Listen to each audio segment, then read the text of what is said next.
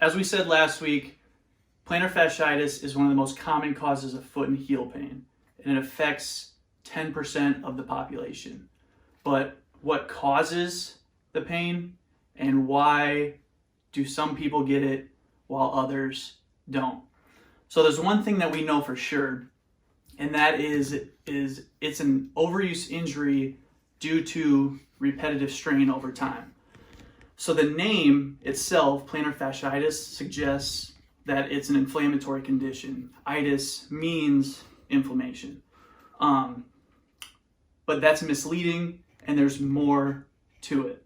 So there might be some inflammation when it first starts, but that tends to go away pretty quick, and studies have shown that it's not what's causing the pain. The pain comes from an actual breakdown in the fascia itself with an abnormal healing response and in a disorganized healing response in an effort to regenerate normal tissue. So the longer that this goes on, the more breakdown there is, the more pain a person has, and then the longer it sticks around. So not only is there differing opinion on what's causing the pain, there's also not a lot of good research out there right now that shows exactly why one person gets it when another person doesn't. So we're going to go over, there's tons of explanations out there. We're going to go over the top 3 most common causes, or the most, you could say, accepted ones out there right now. But when looking at these, none of these by themselves are useless, but none of them can say with 100% certainty that it is the cause of somebody having plantar fasciitis. Okay, so the first reason here, the first, I guess, cause is heel spurs. Okay, so heel spurs, this one probably seems kind of obvious, I guess, right? You go in, you have pain on the bottom of your foot, you get an x-ray and it shows a heel spur.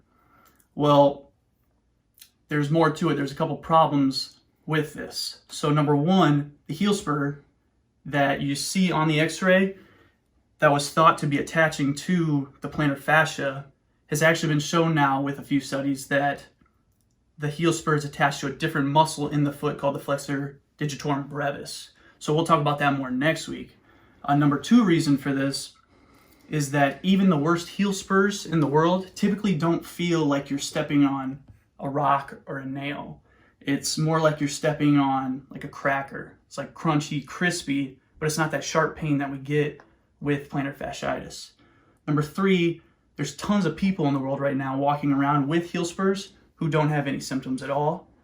And number 4 is if heel spurs were the problem, you would think that you could go in and cut it out and the symptoms go away, the pain would go away. Well, it's been shown that doing this, afterwards, the pain is still there, the symptoms are still there, and they tend to grow back slowly over time.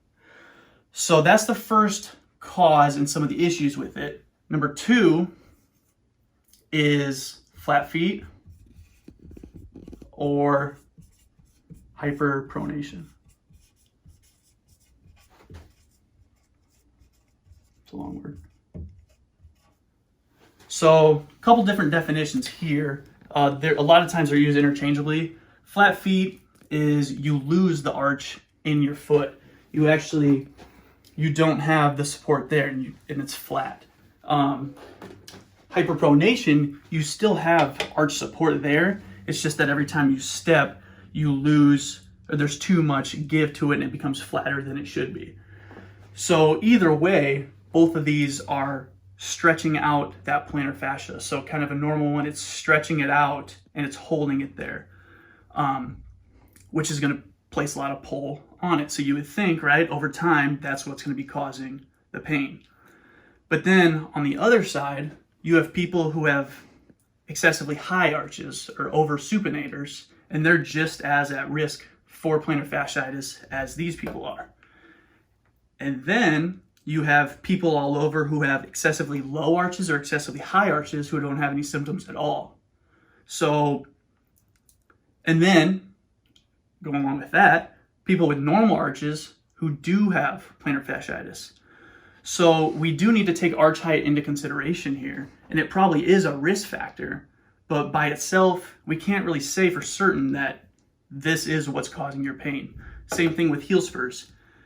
That's not to say that it can't be contributing to the pain, it can't be contributing to the overall picture of it all, but by itself, can't say 100% that that's what's causing the pain. Number 3, last one here, is tight calves. So when we have tight calves, if we use this here, tight calves back here, it tends to pull that foot into more plantar flexion. So toes down towards the ground or heel coming off the ground. And it limits your ability to go into dorsiflexion, toes up towards the ceiling. Now over time, this puts excessive strain on the Achilles, the plantar fascia, the deeper muscles of the foot. And due to this, the plantar fascia accommodates and it increases its wear and tear on it over time. So you would think that that would be a reason for the pain. The problem is it's hard to really justify or define what tight calves are. One person who may have tight calves over here might not be the same as the same person over there. So we do need to take it into consideration, but there's not really a real standard there to go off of. But we got to look at it, we got to feel around. If there's any restrictions, any adhesions in there, we do need to treat them if they're present. So like I said last week and today, this goes deeper than just saying there's inflammation within the fascia. There's tons of explanations out there, tons of theories. These are just a few of the causes. Now by themselves, it's hard to say for certain that it's the cause of the pain. But when combined with others, when combined with other factors, it does become a more likely scenario that they could potentially be the reason. So next week we're going over some signs and symptoms of this, who's at a higher risk, tests during an exam that we can do to rule in or potentially rule out causes of heel and or foot pain. So thanks for watching.